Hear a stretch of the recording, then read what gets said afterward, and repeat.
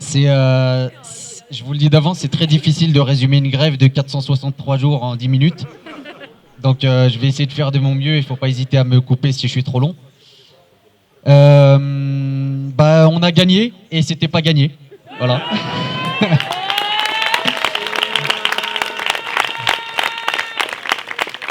Et ceux et celles qui ont suivi cette grève peuvent largement en témoigner, c'était pas gagné vu le niveau de rapport de force qui a été mis en face de nous. Le point de départ de cette grève, c'est une inconnue pour personne maintenant. Ça a été le licenciement de Gaël, licenciement qui a été décidé par la Poste et qui a été surtout autorisé par la ministre du Travail Muriel Pénicaud, qui donc clairement indique que c'était une décision politique que de licencier Gaël. La grève est partie de là. On avait décidé, puisqu'on avait un peu une idée du fait que le licenciement allait tomber, on s'est dit, le lendemain du licenciement, il faut absolument que les collègues dans le département se mettent en grève, dès le lendemain. Et donc ça rendait un peu difficile la chose, puisqu'on ne savait pas quand est-ce que ça allait tomber, et d'organiser une grève un peu comme ça, simplement en envoyant des SMS, c'est pas quelque chose qui a été simple. Et pourtant, simplement avec des SMS, le premier jour de grève, on était 200 grévistes sur le département et une centaine en assemblée générale et en rassemblement devant la direction départementale. Et dans le cadre de cette assemblée générale, alors qu'à la base, on avait simplement au départ prévu de se mettre en grève pour dénoncer le licenciement, très vite en fait l'assemblée générale a tourné différemment. On s'est tous posé la question, et le nombre qu'on était, on était à peu près une centaine. On s'est dit mais on est tous là dans la salle. On s'est mis en grève aujourd'hui pour dénoncer le licenciement de Gaël. Et pourquoi en fait on devrait s'arrêter là? On s'est posé la question franchement, sans forcément savoir où est-ce que la réponse allait nous amener. Et au final on a décidé de reconduire la grève pour deux raisons. On s'est dit premièrement, il y a des collègues dans le département qui ont été licenciés et pour lesquels on a fait bien plus qu'une seule journée de grève. Et on s'est dit pourquoi est-ce que pour Gaël on ferait simplement qu'une seule journée? Ça a été la première raison qui a justifié le fait qu'on reconduise la grève. Et la deuxième raison qui a justifié qu'on reconduise cette grève et qu'on décide de se mettre en bagarre et de partir, ça a été la question de la défense de nos conditions de travail, la lutte contre les restructurations et les suppressions d'emplois, et la lutte pour la titularisation de nos collègues intérimaires.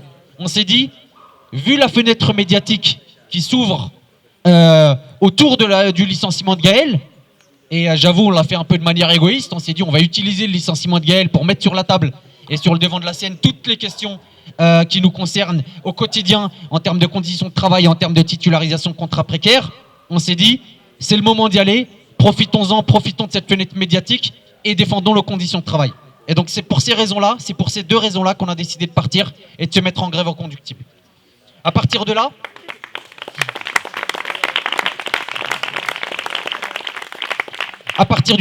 on a décidé de faire ce qu'on a l'habitude de faire. C'est-à-dire que quand il y a des collègues qui sont en grève, on ne se contente pas simplement du nombre de grévistes qu'on a entre les mains, entre guillemets, mais notre stratégie, ça a toujours été d'étendre la grève au maximum et de faire en sorte d'avoir le plus de grévistes possible pour avoir un rapport de force suffisamment important pour faire plier la direction. Et donc, c'est ce qu'on s'est attaché à faire sur les 3 semaines, 1 mois qui ont suivi le départ en grève.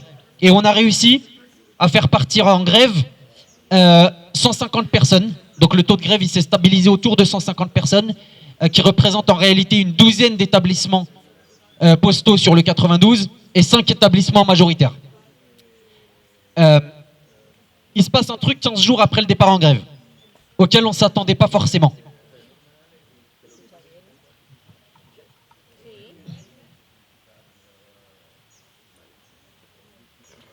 « 15 jours après le départ en grève, il y a un truc qui tombe et dont on ne s'attendait pas forcément.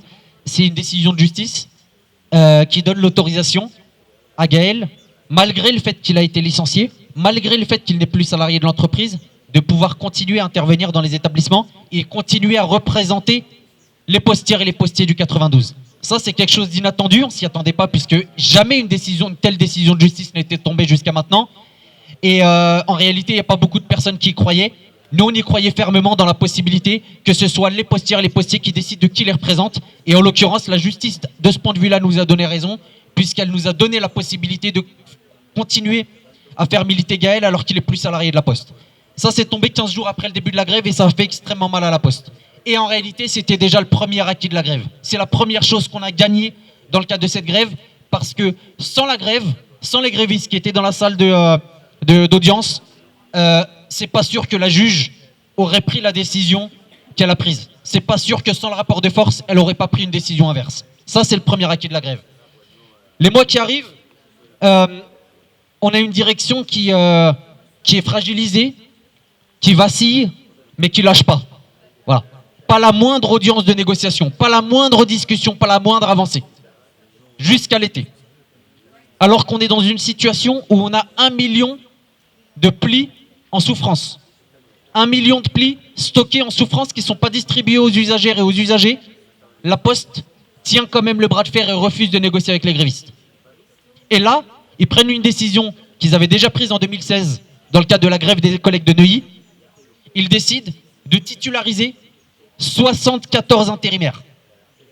C'est-à-dire des intérimaires qui bossent avec nous depuis des mois, voire des années, qui depuis des mois et des années attendent d'avoir un CDI et qu'ils n'y arrivent pas.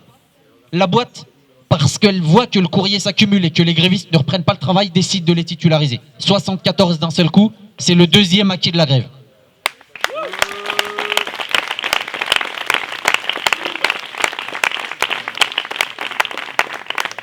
Et là, l'été, il arrive.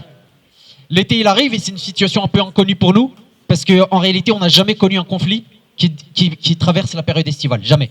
Voilà. On a toujours eu des conflits qui s'arrêtent avant la période estivale ou qui commencent après, mais un conflit qui dépasse la période estivale et qui la traverse, c'était une inconnue pour nous, de la même manière que c'était une inconnue pour la direction de la Poste. Et donc, à partir du moment où on n'était pas capable de savoir si on pouvait passer l'été, on a décidé de continuer à mener la bagarre au quotidien au mois de juillet. Et c'est là que le niveau de répression a été le plus important.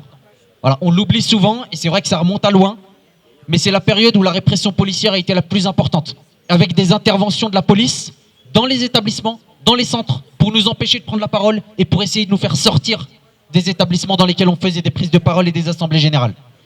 Et pour vous raconter simplement une anecdote qui, à mon avis, à elle seule illustre le niveau de répression qui a été celui de la police main dans la main avec la direction de la Poste, ça a été un jour où on était convoqué à une réunion. Donc on a reçu une convocation par lettre recommandée, truc officiel. Et Gaël et moi, on décide d'y aller. Il se trouve qu'en fait, on arrive dans l'établissement, on veut rentrer, et là, ils nous interdisent l'entrée. Alors que pourtant, on est nommé par notre syndicat, et on est convoqué à cette réunion. Tous les autres syndicats sont présents, ils sont tous rentrés dans la salle, et nous, interdiction de rentrer. On décide alors de sauter par-dessus le parapet, c'est comme les trucs de métro. Et là, on voit un keuf, un civil, un baqueux, qui commence à nous courser dans les escaliers pour nous empêcher d'arriver à la réunion. Je ne sais pas si vous vous imaginez le truc, mais une réunion qui est officielle, par laquelle tu es convoqué officiellement, est un keuf, un baqueux, qui est là pour t'empêcher de rentrer dans la salle. C'est quand même un truc de ouf, il est armé, il est normal dans les escaliers, dans un bureau de poste. Et ça a été ça pendant tout le mois de juillet, ça a été une période extrêmement difficile. Et puis ensuite, il y a eu Isard. Voilà. On est venu ici. Moi, en ce qui me concerne, c'était la première fois. Au-delà de tout ce qui a été dit tout à l'heure, de l'importance du soutien, de l'importance de la campagne de soutien international, ce à quoi ça a servi sur le moment et juste après, c'est que ça, en fait, ça nous a reboosté, quoi. C'est comme si en fait ta voiture elle démarre pas et tu lui mets un coup de booster, c'est pareil. Voilà, c'est ça qui nous est arrivé. Et quand on a repris la grève au mois d'août, juste après être rentré, ça nous a donné l'énergie justement de passer cette période estivale. Et je ne pense pas que si on n'était pas passé par là, on aurait réussi à garder le cap et à tenir le bras de fer jusqu'au mois de septembre.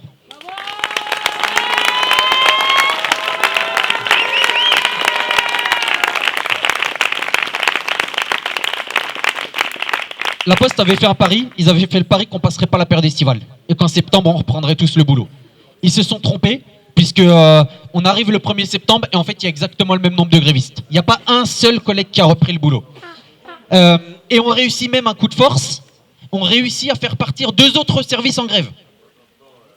Châtenay-Malabry et les collègues du service collecte d'Anières l'après-midi qui rejoignent la grève alors qu'on était déjà à 5 mois de grève.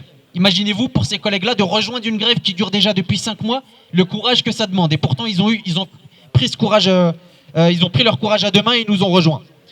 On tente pendant l'automne, désolé, je fais un truc un peu chronologique, c'est peut-être un peu ennuyant, mais voilà. On arrive à l'automne, et en fait à l'automne, on décide de sortir de nos frontières départementales et d'aller essayer d'étendre la grève au niveau de Paris et du 93.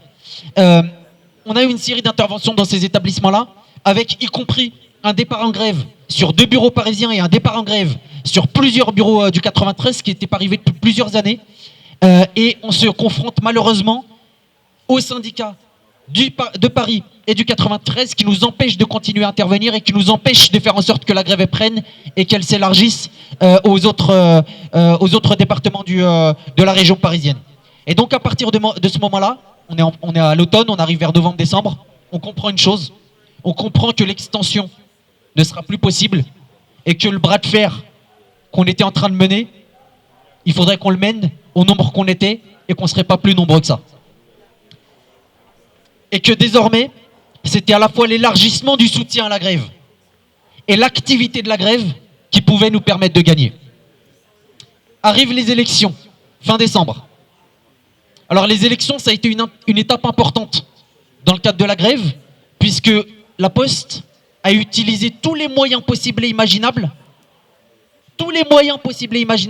pour faire en sorte que, électoralement, notre score il diminue par rapport aux précédentes élections. Y compris, ils ont été jusqu'à payer des huissiers de justice qu'ils ont mis dans tous les établissements pour empêcher les représentants et les représentantes de Sud d'aller faire leur travail et d'aller faire voter les collègues. Y compris, ils sont allés jusque-là. Et malgré un taux de participation à 86%, ils ont tout fait pour que le taux de participation soit le plus élevé possible en pensant que ça ferait diminuer notre score. Notre score est augmenté et on est passé de 48% aux dernières élections à 52%, tout grade confondu. Et ça a été une énorme défaite.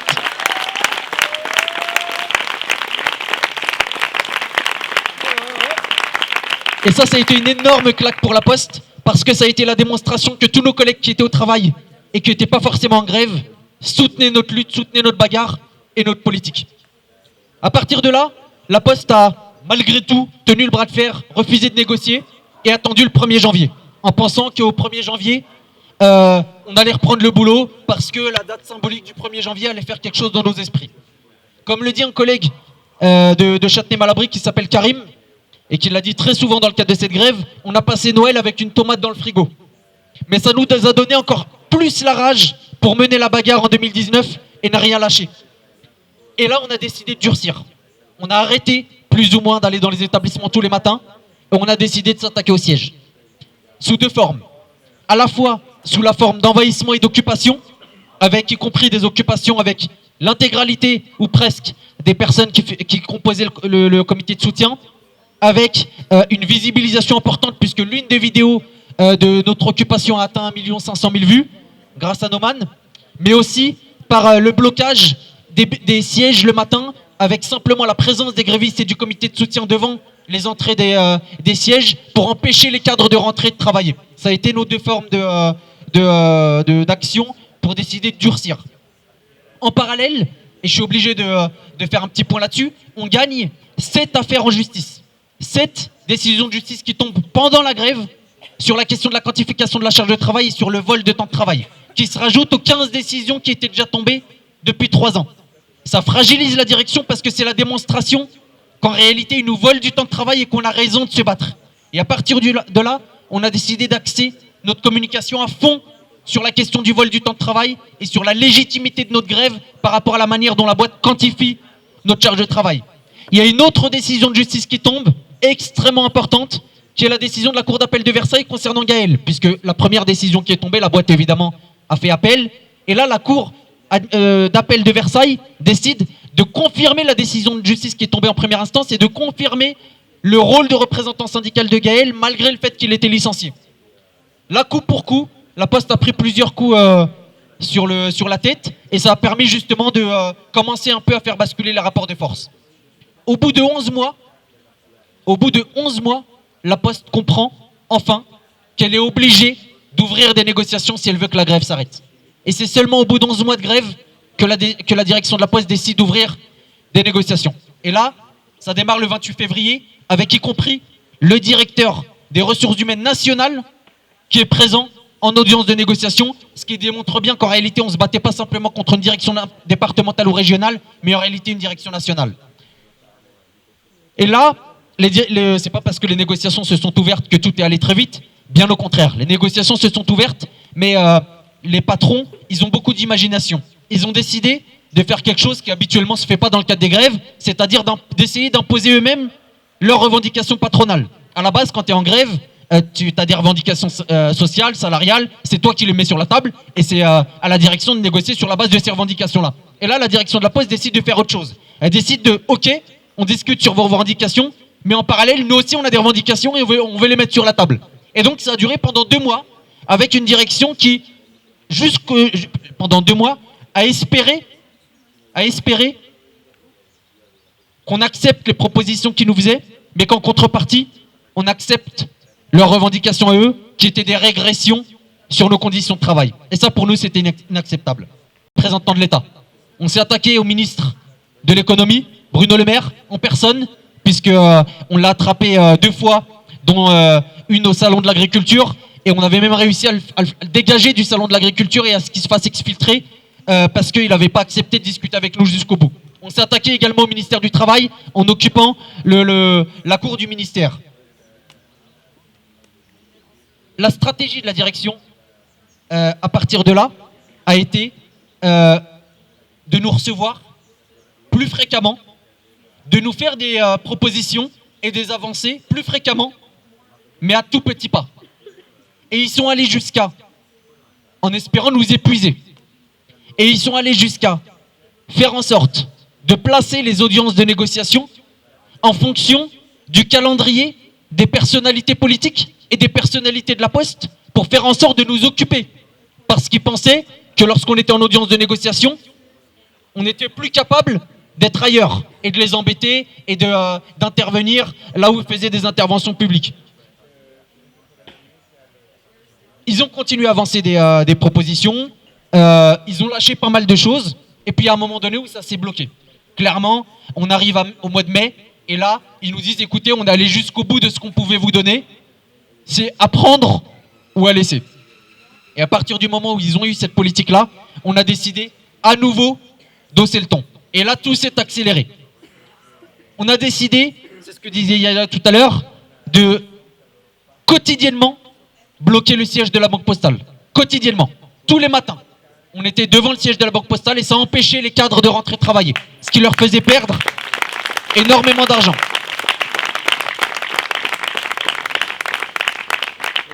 On a décidé, en parallèle, des envahissements et des occupations des sièges, avec y compris parfois des confrontations physiques avec les services de sécurité, les vigiles, et parfois simplement comme des libellules et avec un peu de magie, sans même sans même forcer, sans même croiser personne. Mais on a décidé justement de durcir et d'accélérer le rythme de ces occupations et de ces blocages. On a décidé également, à partir du moment où on a considéré qu'on n'avait plus rien à perdre, parce qu'on était aussi dans une situation, il faut s'imaginer, hein, on est 150 en grève depuis 14 mois, on a une direction qui ne veut plus rien lâcher, on a des collègues qui n'ont plus de thunes, qui n'ont pas de salaire depuis 14 mois. La situation est difficile, il ne faut pas se le cacher. Et on a considéré à un moment donné qu'on n'avait plus rien à perdre. Et que quitte à durcir, quitte à ce que ça fasse en sorte qu'il y ait une répression en interne, qu'il y ait une répression policière, on s'est dit il faut y aller, il faut durcir, parce que de toute façon on n'a pas envie d'aller sur une deuxième période estivale et de se retrouver en grève au mois de juillet et au mois d'août. Et donc on a décidé de continuer à durcir. En parallèle de ça, il y a un élément qui nous a bien aidé, c'est un dossier de Libération, qui est l'un des principaux journaux français, quotidien français, qui a décidé de faire un dossier de 4 pages sur justement la situation à la Poste et en particulier sur la question de ce qu'ils appellent les algorithmes, c'est-à-dire tout ce qui permet de quantifier la charge de travail, c'est-à-dire l'élément sur lequel on se battait depuis des mois et l'élément sur lequel la justice nous a donné raison à 22 reprises. Et là, c'était la première fois que sur la place publique, on mettait la question de la quantification de la charge de travail et la manière dont la Poste quantifie cette charge de travail et surtout la manière dont elle nous vole du temps de travail. C'était la première fois qu'on avait un dossier dans la presse nationale qui mettait en avant cette question-là et ça nous a bien aidé. Il y a un autre élément qui a joué, c'est la multiplication des grèves. Parce que la Poste, en France, et c'est l'une des faiblesses malheureusement qu'on a, et l'ensemble des fédérations syndicales ont une responsabilité là-dessus, il y a énormément de grèves. Énormément de grèves. Sauf qu'elles sont isolées. Il n'y a pas de lien entre elles. Actuellement, au moment où on vous parle, on a 4 factrices qui sont en grève depuis plus de 2 mois dans une ville qui s'appelle Miélan. Elles sont en grève depuis plus de 2 mois. Elles sont 4. Imaginez-vous l'isolement pour 4 factrices qui sont en grève depuis 2 mois. Imaginez-vous la pression que peut exercer une entreprise comme la Poste qui a à ses côtés l'État, la police, la justice contre 4 grévistes qui sont en grève toutes seules. Et bien ces situations-là se reproduisent tout le temps. Il y a tout le temps des grèves à la Poste, tous les jours. Vous tapez sur Google, grève la Poste, il y en a une forcément. Voilà. Le problème et la responsabilité revient essentiellement à nos fédérations syndicales. Il n'y a rien qui est fait pour coordonner ces différentes grèves et faire en sorte qu'on tape tous sur le même clou au même moment et qu'on parte en grève en même temps. Il n'y a pas cette tradition-là malheureusement à la Poste. Il y a un autre élément qui a joué, qui est plutôt rigolo, et qui a joué. Quelques jours avant la signature du protocole, on a dit à la direction, attention, on a des gros dossiers sur vous, des gros dossiers. Si jamais vous refusez de nous recevoir et de négocier avec nous, on balance tout sur la place publique. Là, ils comprennent qu'en fait, vraiment, on bluffait pas et on a des dossiers sur eux. Et donc, ils se disent, merde, d'où viennent ces informations? Qui a pu leur donner? Bon, peut-être qu'il faudrait discuter avec eux. Et donc, 2 jours après, on a eu une audience de négociation au cours de laquelle l'un des éléments principaux qui bloquait le fait qu'on termine la grève se débloque et qui permet justement 48 heures après de signer le protocole de fin de conflit et de gagner cette grève. J'ai bientôt fini, je vous rassure.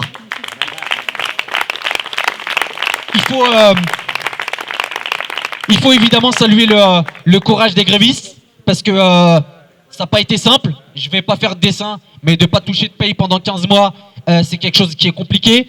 La caisse de grève a très très bien fonctionné pendant un temps, mais il y a un moment donné où évidemment la thune n'arrivait plus de la même manière, où c'est devenu de plus en plus difficile d'assurer un minimum de salaire pour les collègues. Et malgré toutes les difficultés qu'ils ont rencontrées, ils ont tenu le choc. Et c'est l'une des grèves qu'on a menées à la Poste, au cours de laquelle il y a eu le moins de reprises. On a eu très peu de reprises de travail de la part des collègues grévistes. Mais il faut aussi et surtout saluer tous les camarades qui nous ont soutenus dans le cadre de cette grève. Il y a évidemment les camarades d'Isard, les camarades qu'on a croisés au dernier camp. Ce que vous disiez tout à l'heure, vous avez fait toute une discussion sur l'impact du soutien international à notre grève. Au-delà de cet impact-là, nous, quand on était en grève, quand on a vu les vidéos, quand on a vu les rassemblements, c'est des choses qui nous ont marqués individuellement et qui nous ont donné de la force. On ne s'est pas dit « Ah, génial, c'est ça qui va faire peur à la Poste ». On ne s'est pas dit ça. Mais par contre, de voir que malgré les frontières, malgré les kilomètres, on était soutenus et qu'il y a des gens qui croyaient en notre possibilité de gagner, c'est ça qui nous a donné le courage de continuer et c'est ça qui nous a donné le courage de se dire on ne pouvait pas reprendre le boulot sans avoir gagné. Mais il faut aussi remercier les camarades du comité de soutien en France. Et juste la petite anecdote, mais on a une camarade du comité de soutien que je ne vais pas nommer, qui un soir est arrivé à une soirée et qui m'a ramené un chèque de 2000 € et qui m'a dit écoute, voilà, j'ai un peu d'argent qui est tombé, je peux vous donner ou vous prêter cette somme. Juste un truc. Je dis oui. Elle me dit vous n'avez pas le droit de perdre. Voilà. Vous n'avez pas le droit de perdre. C'est-à-dire en gros, je me saigne financièrement, je fais ce que je peux, je fais le maximum, mais par contre, vous n'avez pas le droit de perdre cette grève. Cette personne-là ne s'imagine même pas la force qu'elle nous a donnée en faisant ce qu'elle a fait. Pourtant, c'est un chèque et des mots. Mais c'est des choses qui marquent et qui donnent la force de continuer la bagarre, malgré les moments de doute, malgré les moments de faiblesse, malgré les moments où on se dit « Merde, est-ce qu'on réellement on va y arriver? Est-ce qu'on peut gagner cette grève ?» Ça a été dur, mais on a fini par la gagner. Mais le plus important, c'est de ne pas s'arrêter là. Parce que on a gagné une bataille. Elle a été difficile à gagner. Mais la guerre, elle n'est pas gagnée du tout. Voilà. C'est une bagarre permanente. Tant qu'on n'a pas renversé ce système, c'est une bagarre permanente contre nos employeurs respectifs et contre nos gouvernements. Ça reste une bagarre permanente et cette bagarre, elle est devant nous.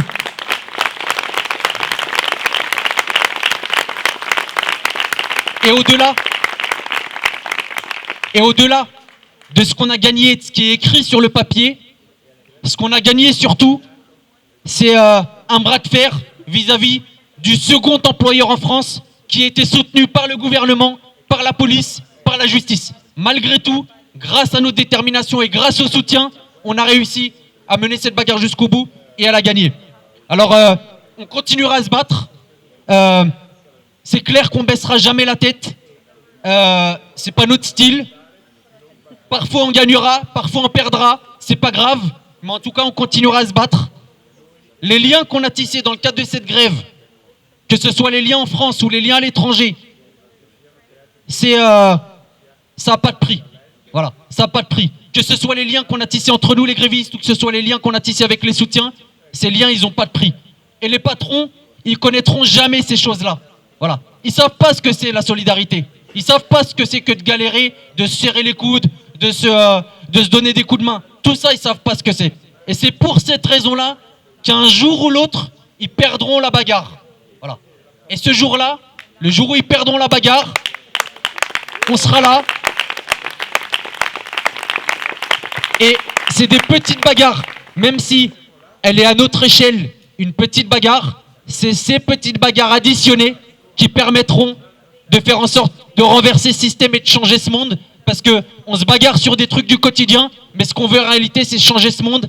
Et je pense que ça sera l'essentiel de l'axe de l'intervention de Gaël qui va suivre. Donc merci encore à vous, et on lâche rien.